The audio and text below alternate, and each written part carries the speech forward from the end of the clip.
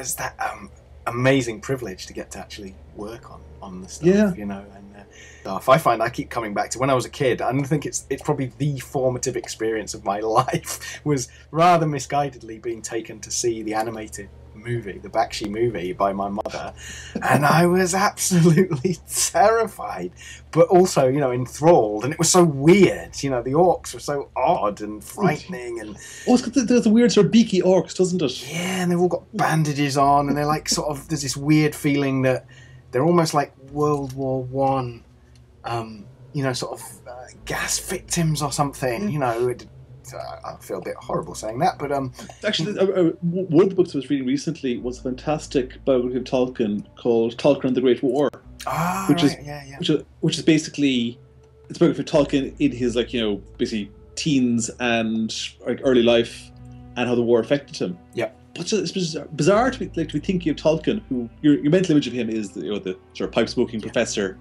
sitting in the pub in the 50s, but the idea of, like, you know, Tolkien, this slightly nerdy teenager.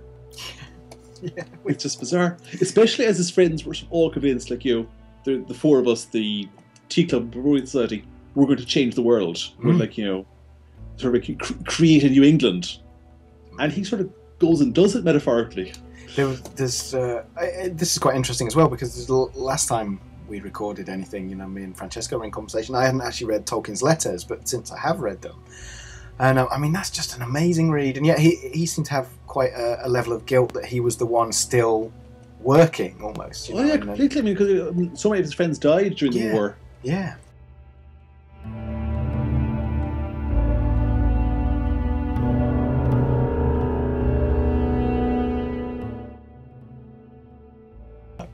What always comforts me is the description of Tolkien going to a stage adaptation of, I think it was Lord of the Rings, and someone watched him, and apparently through the entire thing he had two reactions. If they were doing basically lines from the book as he wrote them, he was there smiling and nodding. And if they deviated even slightly from the books, he was there shaking his head and frowning. So I think as long as we're sort of, like, you know, close to his stuff, he'll smile at us. Yeah. Like, you know, other minds and all that, you know. Exactly. The invitation is there. I was also very relieved to read a part where a fan had asked him, you know, what clothes did people wear in Middle-earth, and he's quite clear that he doesn't imagine things particularly well in a sort of visual sense. Yeah. And you know, he talks about the Bayeux Tapestry, the Saxons on the Bayeux Tapestry, and so on.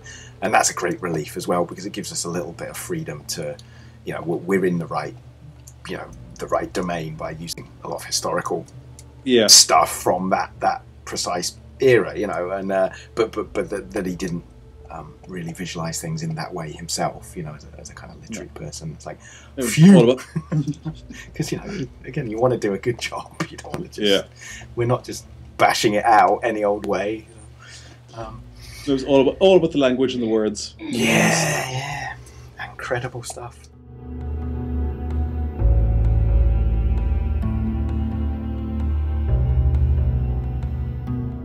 Actually, that's one place where you really feel you're sort of treading dangerously, is coming up with names.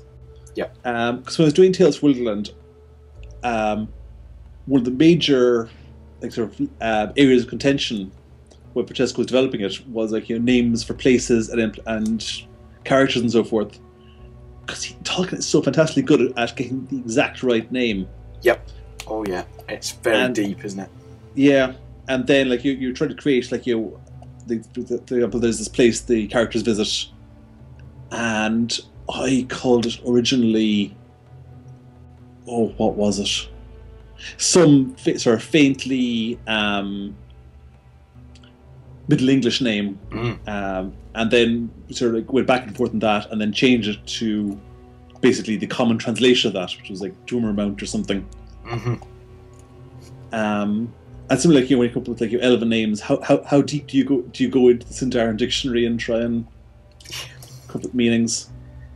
It's hard, isn't it? And when you've got a certain amount of time pressure as well, you can't necessarily, you know. And hey, it's really handy to have Francesco on hand, you know, to check all this stuff, because he's a font of knowledge. Thank goodness, you know.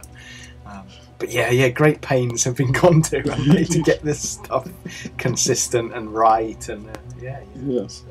And of course, there will be places where we either have got it wrong or people can argue with us, but we certainly have made the attempt. This is it, isn't it? I mean, I've spoken to Francesco about this as well. There were certain decisions taken in the development of the game that will not please everybody, because that's not possible to please everybody. But I think we've made a good fist of it.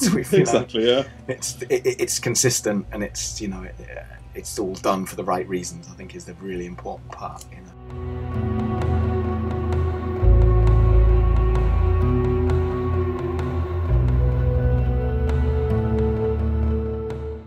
And it's just like any game or any book we turn to a game, you have to make some very hard choices, and it's never going to be quite right. Yeah. Especially as you have to let the players be involved, let them change things. Yeah.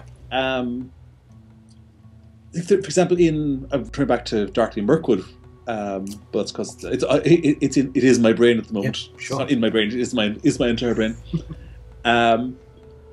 In the original outline, which Francesco wrote for that, in the Normaster's Guide, there's a bit where he said, what's the nature of Bjorn's enchantment? Does Bjorn at some point have to go off and conduct some strange, mysterious ritual off in the mountains? And I went, yes, he does. Yep. And I wrote up this adventure where the characters go off and accompany him.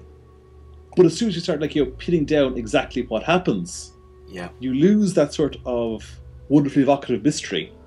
Yep. And you have to replace it with okay, what skill rolls do they make at this point? Yeah.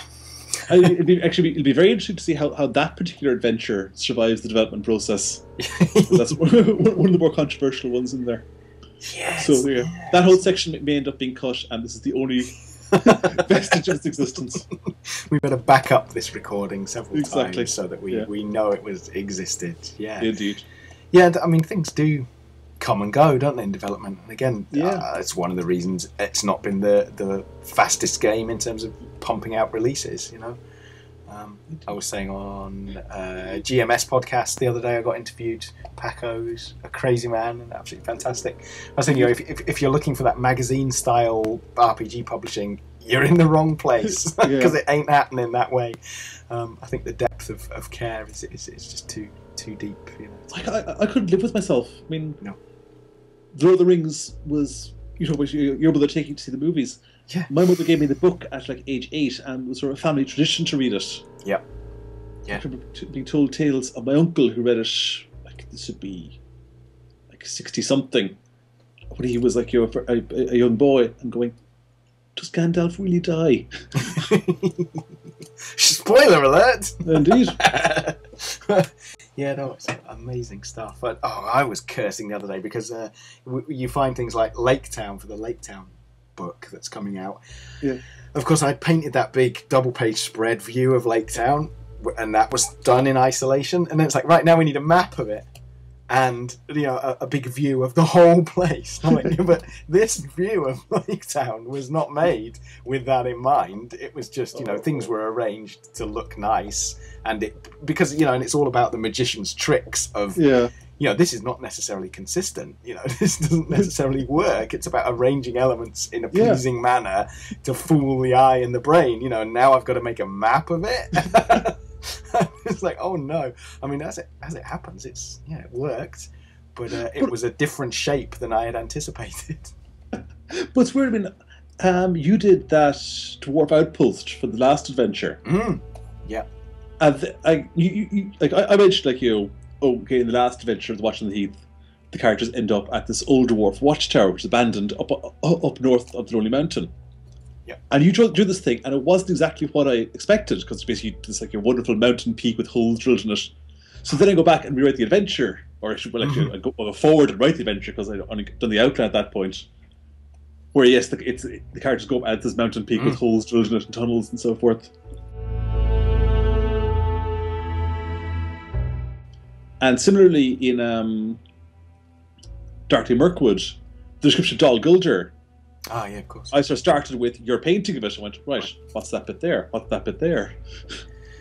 I mean, this is one of the, for me, it's the absolute joy and privilege of working on it, in that you don't get this on any other role-playing game. That it feeds around, and there's a really tight team, you know, and we all talk all the time about, and I think some things are best visualised in pictures first and then taken into words, and other things are much better done the other way, you know. That's the whole sort of, you know, mystery and evocativeness of the thing. Like, you know, if you picture something, the audience are filled in details, and, like, you know, different people have different interpretations of what's what. Text is text can be very, very sort of like pinned down, definite. This is what's going on, and adventure material doubly so, because, you know, not only is this is what's going on, but here are the rules you need. Yeah, it's hard, isn't it, to keep that jumping sideways into something I think we discussed about writing adventures, and I keep coming back, when I'm writing adventures, I keep coming back to quite human drama. You know, I've got this whole thing I'm writing up about, it's Romeo and Juliet, basically, in the Woodman and the Bjornings, and hopefully I'll bung some of it online of some, because it's just spiralling out of control. That I'm now drawing maps and make up NPCs for two settlements that are, you know, they're close enough, you know, to be rivals, and all this, and I think it could provide a nice base for people to run adventures out of, you know, if I get the time to finalise it, you know. Great plans as usual, but you've really got to watch, because you can end up doing this sort of just human drama that doesn't have the epic kind of sweep, because I'm chickening out of the epic sweep. But it's getting the epic sweep right. Yeah, I mean, because especially as we're bound by the Tale of Years at the back of Lord of the Rings, so we can't wipe out Dale 30 years early.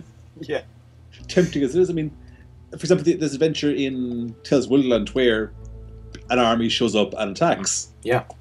Because it's Tolkien, like, you have to have both the Third Age books end with big battles. You've got the fantastic Battle of Helm's Deep. You have to have the traditional, like, you know, giant army of bad guys, smaller army of good guys defending fortress.